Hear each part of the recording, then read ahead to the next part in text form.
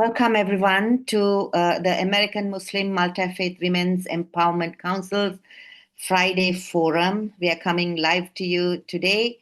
It's Wednesday. With us in the room is Dan Pfefferman. He's an Israeli-American author and an expert on Middle East issues. He will give us deep insights into what's happening with the ceasefire agreement signed on Monday, September 29th, at the White House press conference, in which President Trump laid out the U.S. plan for a ceasefire between Israel and Hamas, and Prime Minister Netanyahu has accepted it. And we were watching word to word live as President Trump and Prime Minister Netanyahu spoke. So we know that the chances of Hamas accepting that is getting thinner and thinner.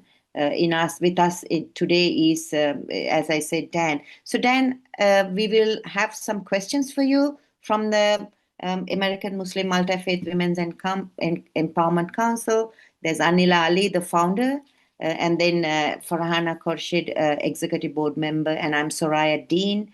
We are all closely monitoring this because, the world has come to a standstill with Hamas tactics. I want to get deep first to one of the most very important questions that's burning in the minds of a lot of people. Though the Arab and Muslim governments have leverage over the threat groups in Gaza, the negotiations should have consulted Hamas, the PIG, and other threat groups before finalizing the Trump plan. This is what is being said now. Hamas was not consulted. And I don't know whether they needed to be. What are your thoughts on that, Dan? Please introduce yourself for us one more time, because I did Sure. not know. Thank you, Sarai, and hello to everyone.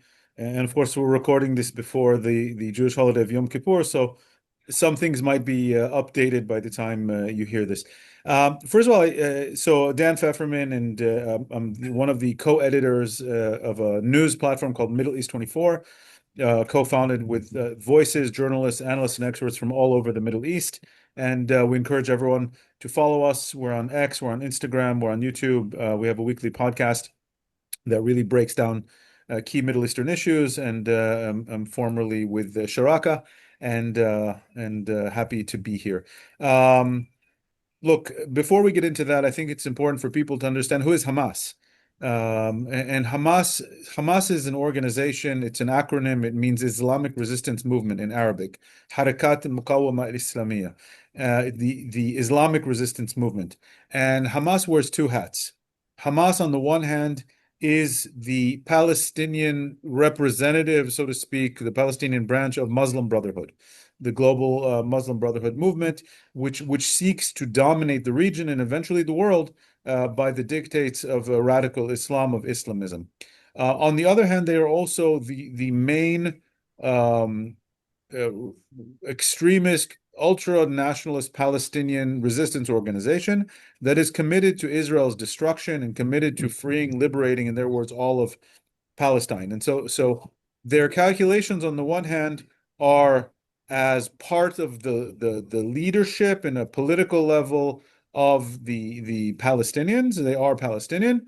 And on the other hand, they are part of the broader global Muslim Brotherhood movement, connected to other Muslim Brotherhood and Islamist movements and organizations, etc.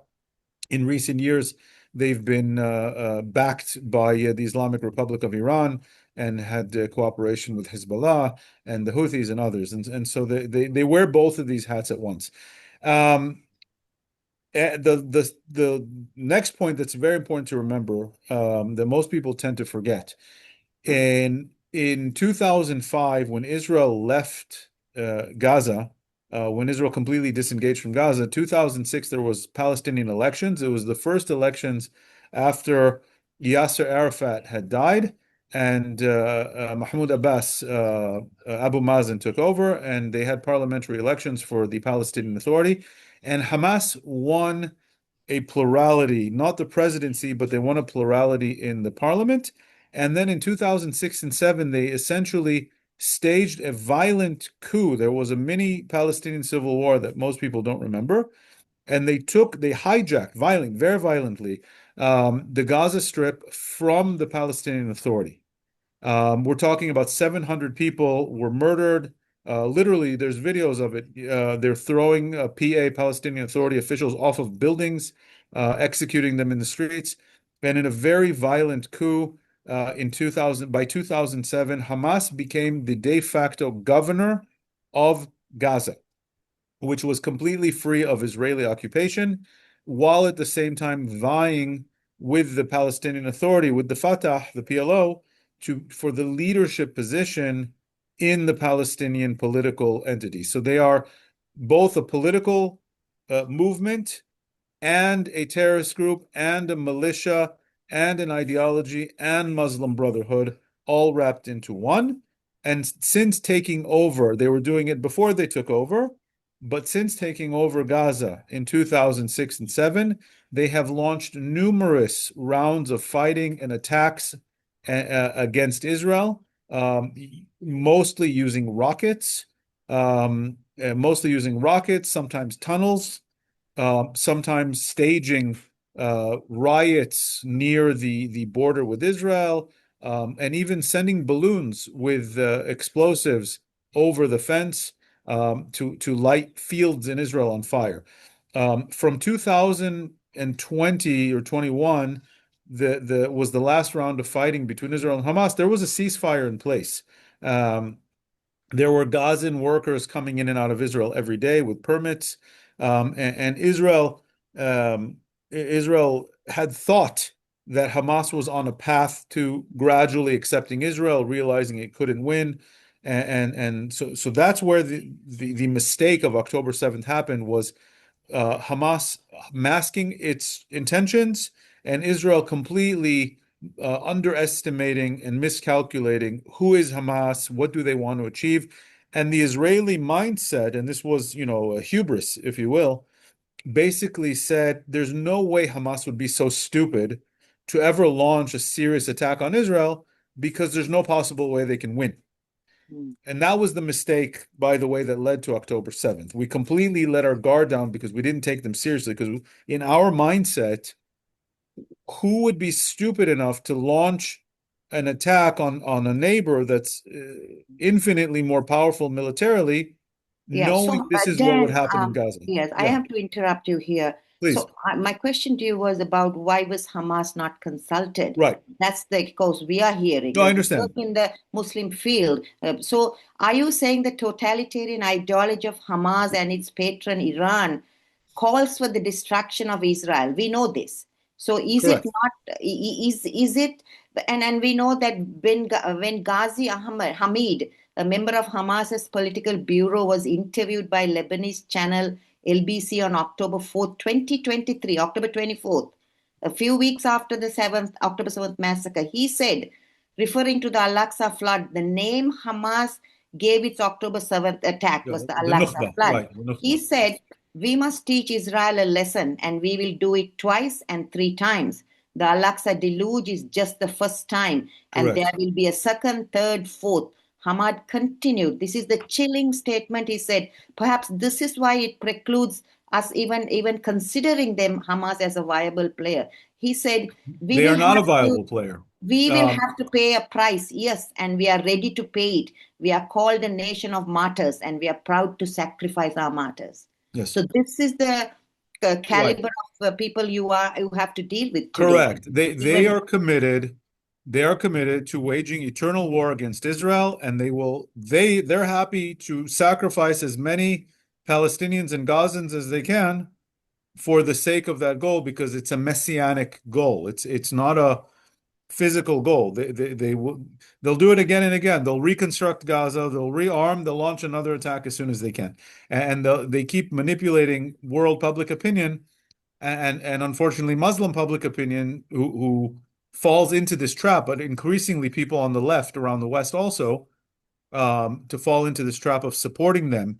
And they're quite clear in their intentions. Look, I don't know if they were consulted or not consulted. On the one hand, they are a jihadist, completely extremist terrorist group. On the other hand, they are a part of the war. Their backers are in Iran. Of course, the United States and Israel don't talk to Iran, but their other backers are also in Qatar and Turkey. True. And the United States definitely talks to both. Israel-Turkey relations have been strained very much in recent years. While Israel doesn't have direct relations with Qatar, it does have behind the scenes diplomatic relations with them. And when I first saw the announcement and the plans that were coming out in the news last week, it was very hard for me to imagine that um, that the United States would go to this length, doing a press conference with Netanyahu, and getting really pressuring Netanyahu to agree if Hamas hadn't indicated to, again, probably the Qataris, maybe the Turks, that they were willing to go along with this. The other option, for the U.S. And Israel and all of the Arab states, this is very important for people to understand. Almost all of the entire Arab world is behind this agreement, is behind defeating Hamas. They put out a statement, the Arab League put out a statement a few weeks ago blaming this war on Hamas, calling Hamas to step down from power, and calling on Hamas to disarm, that Hamas cannot have a role in Palestinian leadership anymore. So they were all consulted clearly. The Qataris, they're throwing Hamas under the bus here, even though they did support them. They need to keep up the facade that they're pro-West. So they're going to throw Hamas under the bus. The Emiratis are obviously behind it. The Saudis are obviously behind it. I think the Egyptians are behind this. So basically we have two questions here, right? And I don't know what's the right answer. One is that Hamas indicated to Qatar that it would go along, and now we know it's backtracking. Today we already know it's backtracking. The other option is that is I think actually probably the more realistic one, and that is they did not consult Hamas because Hamas cannot accept this agreement. This agreement basically dissolves Hamas. This is a recognition that Hamas lost and cannot exist anymore as a viable militant terrorist governing organization. And Hamas, from its point of view, obviously can't accept this, right? And however, Hamas has played the strategic game here, the media game, the global public opinion game so well, backed by the Qataris, that you needed a big chess move in order to beat them on the global stage here, on the perception stage. And what I think could be happening here is that the Americans, the Israelis, also the Arabs, finally realized that they got Israel to agree publicly there's going to be no expelling the Gazans, and those who left can come back, okay? Because the Israeli right is not in favor of that. There's going to be no annexation of Gaza. Now, again, I don't think Israel was going to do that, but the far right in Israel was talking about it. Okay?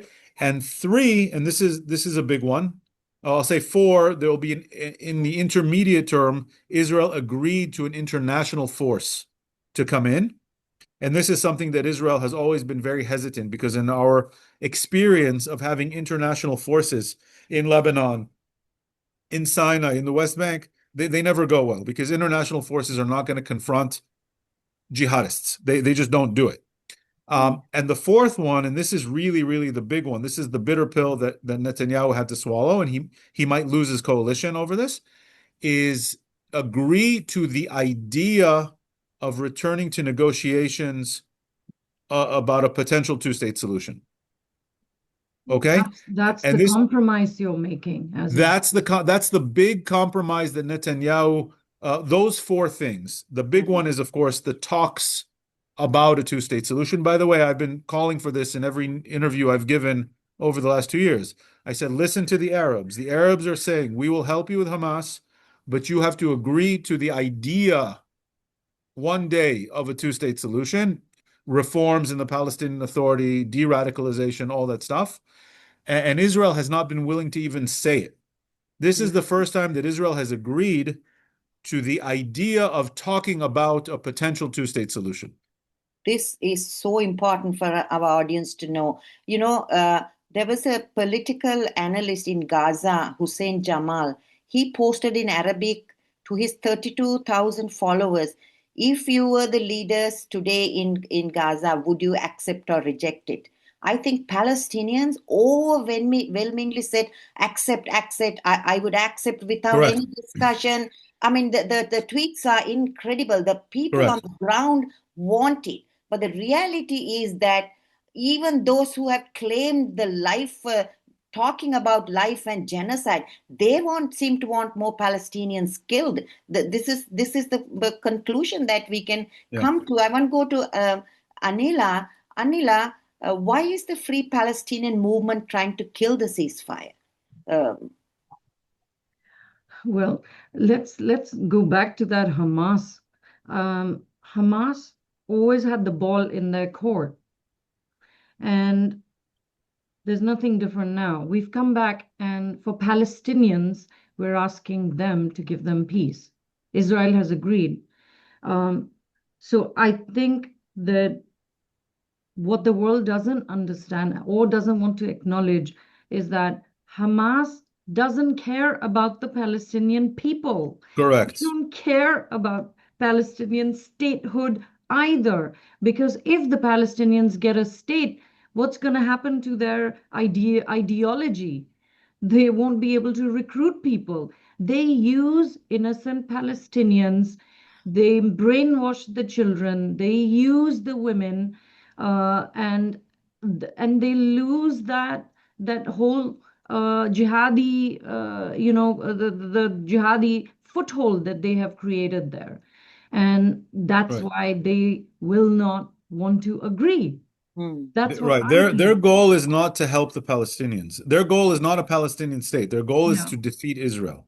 Yes. And And Sinwar, that's what I'm going to ask you, Dan, do you remember that Sinwar used to say that I'm going to build my empire on the bodies of the Palestinians, on the blood of the Palestinians?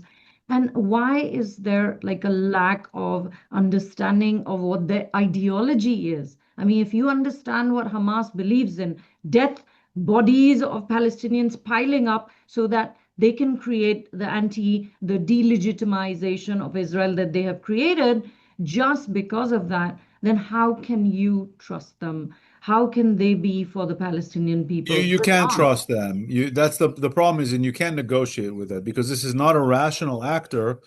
There's no way to pressure them, and this is why this war has been so difficult. We just put out a podcast a few days ago talking about other examples, and even in recent history with ISIS in Iraq and others, these wars take a long time. And when you're fighting a state versus a state, rational actors with rational interests, first of all, countries go to war because they want to achieve something. Okay. You want to seize economic assets, you want to expand your borders, you want to weaken your enemy because you view them as a threat, you want to conquer or whatever.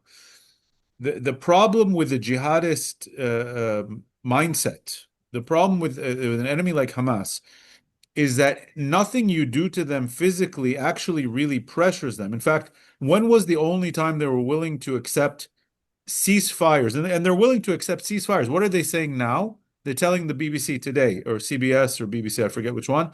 They said, we will not agree to demilitarization, meaning giving up their arms, and we will not agree to an international force.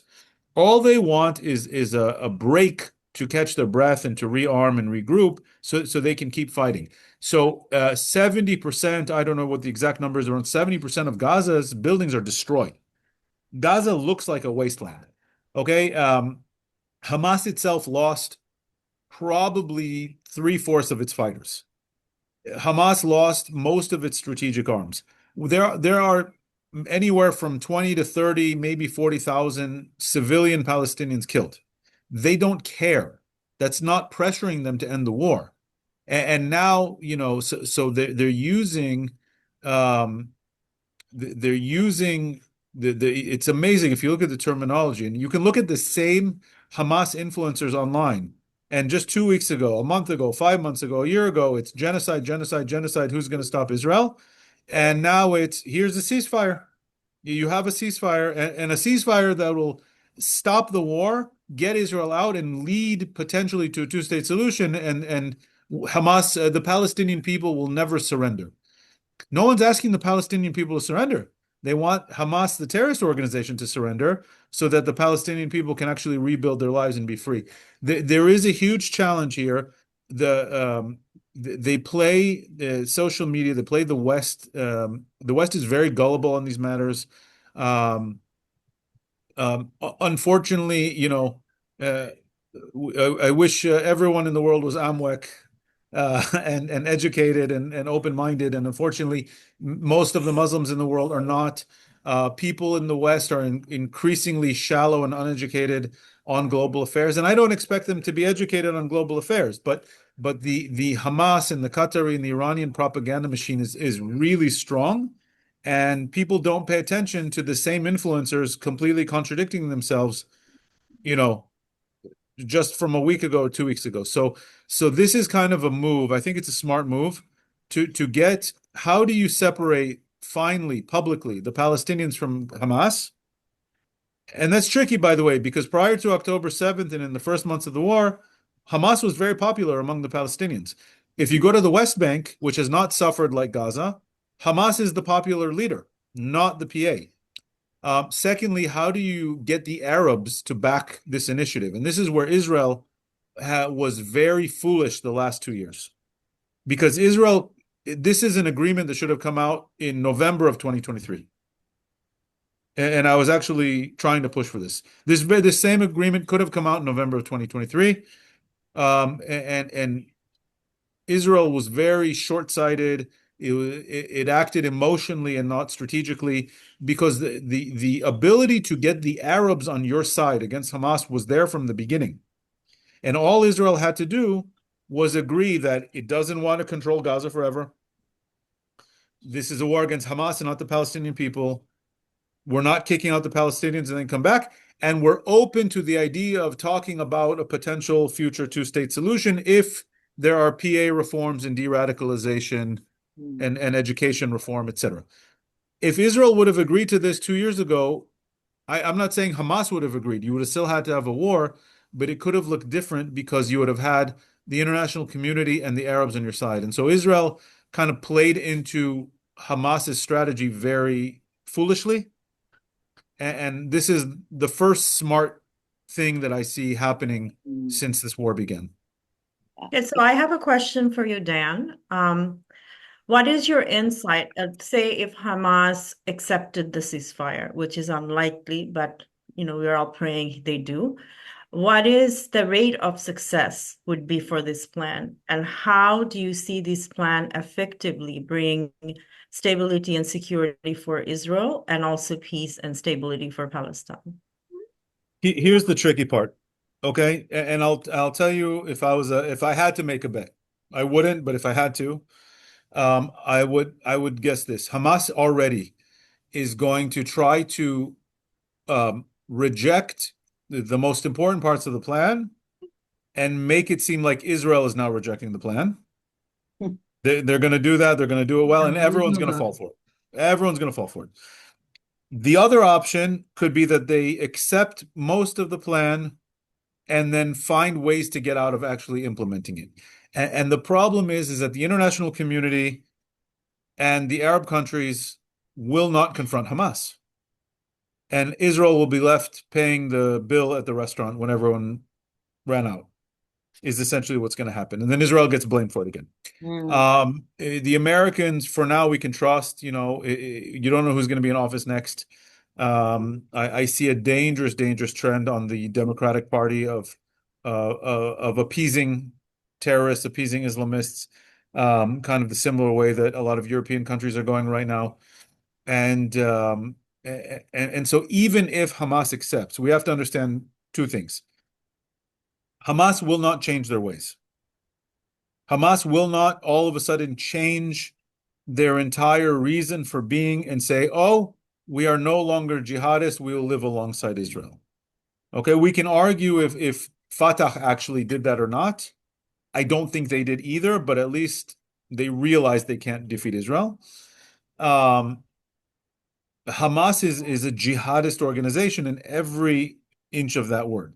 And so on the deep level, they will not change. What they might do is say yes and then squirm out of implementation, or say yes, but, and then make it seem like Israel is the one failing the agreement, which is probably where we're going to end up with one of those two options. And so you need a lot of diligence in the US. The US leadership is absolutely critical here. You need the Arab countries who get it. They get this. The Arab countries get this completely. The Arab countries want to get rid of Hamas. The Arab countries know Hamas started this war. They know Hamas is the one who's refusing to end this war. And you have to have stronger Arab leadership here. And the Arabs, for too long, it took them a year and 10 months to put out a statement. Hamas is responsible. Hamas needs to go. Hamas needs to disarm. Why couldn't they say that right after the attack? And Israel needs to help itself by making the far-right ministers shut the hell up, because they're not controlling policy. This is what people don't understand. Ben Gvir and Smotrich do not control government policy. They're not the ones setting the agenda on the war. So they need to shut up. They don't realize that when they say things in Hebrew to their constituencies to get elected, that the whole world is listening and picking up on it. They really don't realize it. I've talked to people close to these two politicians. They don't think about how the world listens to them. And Israel needs to put a freeze on everything in the West Bank right now, because it's just not helping. Okay? And all Israel has to do is say, we're willing to discuss the potential of a two-state solution if there are massive reforms in the PA and de-radicalization and normalization and it can take 10 years, and Israel needs to drag it out and make it a long process and raise the bar and say we're not budging until the PA meets all of these standards. But Israel hasn't been willing to do that for domestic political reasons. And so Israel can help itself by playing the game. Until now, it hasn't played the game. The Arab countries need to show leadership, and they need to step up. This Hamas, and again, one of the big achievements I read somewhere of this agreement is that it makes Hamas an Arab world problem and not just an Israeli problem. That's exactly what I wanted to tell you, Dan. I think we have to hold the Arab world accountable. How many of these Arab countries have proscribed Hamas? It's up to them. All of them. All of them have. Yeah. All of them have. Hamas is considered a terrorist entity. All of the functioning Arab countries that are not in civil wars consider Hamas a terrorist entity. What about Qatar? Except for maybe Qatar. Okay. Yeah, so yeah, they are the people who are having leverage with Hamas. So I think it's brilliant that Israel would put the two-state solution forward, but more pressure needs to, not that we have not done it, but more pressure needs to be on the Arab and Muslim government. All the pressure. They are watching and just giving lip service to solutions. That is very sad. Yes. Yeah. I have a question for you, Dan. Please, and then I have to unfortunately wrap up my part of this. So our last question is, so say this plan, with the EU on board, Muslim and Arab countries on board, and they may just be nodding to President Trump, but at least they have agreed. What is in that plan? And inshallah, for the Palestinian people, I say that they will agree. But as we've listened to you, likely not. How will this plan look? What will happen in Gaza? Sure. So again, for the Palestinians, this is a very good plan. This is actually an excellent plan for the Palestinians. This is a bad plan for Hamas as an organization. It's a good plan for the Palestinian people. If you live in Gaza or even in Ramallah, this is a good plan for you. So first of all, it says Gaza will be de-radicalized, terror-free zone that will never pose a threat to its neighbors. It will be redeveloped. If the sides agree, immediate halt to the war. Immediate halt to the war. Israel, within 72 hours, gets all of the hostages back. Okay? And then after the hostages are back, a significant number of Palestinian prisoners, and it's important to clarify, Israel didn't take Palestinian hostages. These are security prisoners. These are people who committed terrorist attacks. But there are many of them sitting in Israeli jails, and a significant number of them will be released. That's another one. any aid will flow in massive numbers into Gaza. Mm. All of the aid channels will open up, including the UN ones. Massive amounts of aid will flow in. There will be what's it called? A development plan, economic development plan, free, trade zone for tax exemption issues, and the U.S. will lead. I'm assuming probably with the Gulf countries, an economic development of Gaza, bringing in jobs, bringing in industry, reconstruction, all of that stuff will happen. Any Hamas member who wants to renounce terror and stay can and will receive Wow. amnesty. Any Hamas terror who wants safe passage to leave Gaza can have that Mm. because they're surrendering, but they get to keep their life. I think that's very fair. Yeah. I get why they won't accept it, but I think it's fair. We talked about aid distribution. There will be a new temporary technocratic Palestinian non-Hamas government overseen by the US and Tony Blair and kind of an international consortium. We're talking about, I said, an economic plan, economic zones. No Palestinian will be forced to leave Gaza, and anyone who left will be allowed to return. They'll be guaranteed the right to return to Gaza. Hamas can have no role in the future of Gaza and the governance of Gaza. All of their arms, tunnels, missiles, etc., will be destroyed. Mm. Mm. We heard President Trump say that very clearly. We will encourage people to stay and offer them the opportunity to build a better Gaza. So for us, it begins as mothers, as women, de-radicalizing is a better Gaza. We are Right. looking forward to that step. But then I heard you saying you need to go. Could you please I'll wrap up with just a ask couple of about important a points. quick question on the Abraham Accords? How would that affect the Abraham Accords if the Yeah. ceasefire does not go through? Sure, and I'll say the big important points about Gaza. One, an interim international force to allow Israel to leave. Okay, so Israel can get out. Two, a de-radicalization program for Gaza, and three, return to talks, like I said, with Israel about a potential two-state solution, the future, etc. And those are big, and that's for all Palestinians. How does this impact the Abraham Accords? I think it's big. I think what the Arab world has needed to see from Israel is that the Arab world understood immediately Israel has to fight Hamas. What the Arab world was scared of is that, first of all, is Israel trying to retake Gaza? Will Israel expel the Gazans? Has Israel shut down the possibility of a two-state solution? And Israel, if you recall, was talking about annexing parts of the West Bank. By the way, they were doing that as a response to the Europeans who all recognized the state of Palestine.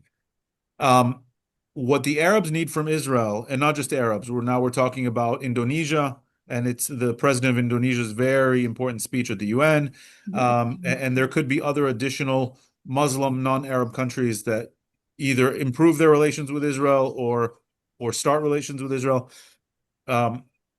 If Israel shows very clearly, and again, in 2 years, this is the first time Israel has done this, that its interest is in peace, not just with the Arab world, but eventually with the Palestinians, that it's not closed to the idea of a two-state solution if there are reforms in the PA, and that its war is against Hamas and not the Palestinians, and that it will not take Gaza. That's what the Arab world needs to hear to go back to the Abraham Accords. So long as it wasn't clear what Israel's goals are, so long as Israeli far-right ministers said one thing, even if it wasn't policy, and Netanyahu didn't shut them down, it created a very problematic place for the rest of the Muslim countries who are moderate to engage with Israel if Israel's not acting like a moderate as well.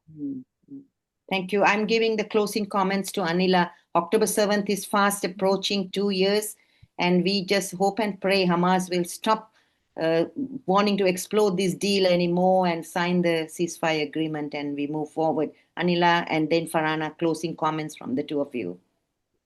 I just want to say, let's all pray that they agree, Hamas agrees for the sake of the Palestinian people, We're all like saying, yes, we want the Palestinians to live. It's time to actually tell Hamas that you need to immediately agree to this if you want Palestinians not to die and to live and to have the same opportunities as our children do. And with that, I want to wish Dan and all the people of Israel who are celebrating, or I would say, observing this beautiful, blessed Yom Kippur. Tell me if I get it right. Hamar Chatima Tova. Yes, we believe between Rosh Hashanah, the New Year, and Yom Kippur, which is the Day of Judgment, that God judges our actions and determines our fate. And then we have a 10-day window for increased prayer, repentance, and Yom Kippur is a day of fasting. It's a 25-hour fast. And that No you water, can like the Muslims, no water even? no water, but also we on our fasting days we also don't use electricity, we don't have TV, we don't have phones, we don't have computers, we don't have cars, and it's I kid you not, we're literally in the synagogue for maybe 12 24. hours, sometimes 15 hours of prayer nonstop. Thank you. Farhana, Um, quickly your yeah, closing comments and Yes, I would like to say, from the first time when the war started, I have said if the Muslim countries and Arabs supported Israel of taking down Hamas, this war would have not even probably, linger or would not even, there would be other options to take Hamas out. So I would definitely look forward to that this time around. International community will show their support and call out Hamas so this ceasefire deal can move forward. And I would, first of all, I would like to thank Dan and Sharaka for giving us a platform for interfaith dialogue between Arab, Israeli, and Muslim Jewish connection. That gives a reminder to understand the importance of always considering the other side of the story before judgment. So thank you, Dan. absolutely. thank you, Pleasure. everyone, for listening in. We have visited, we have seen Hamas in action in the West Bank.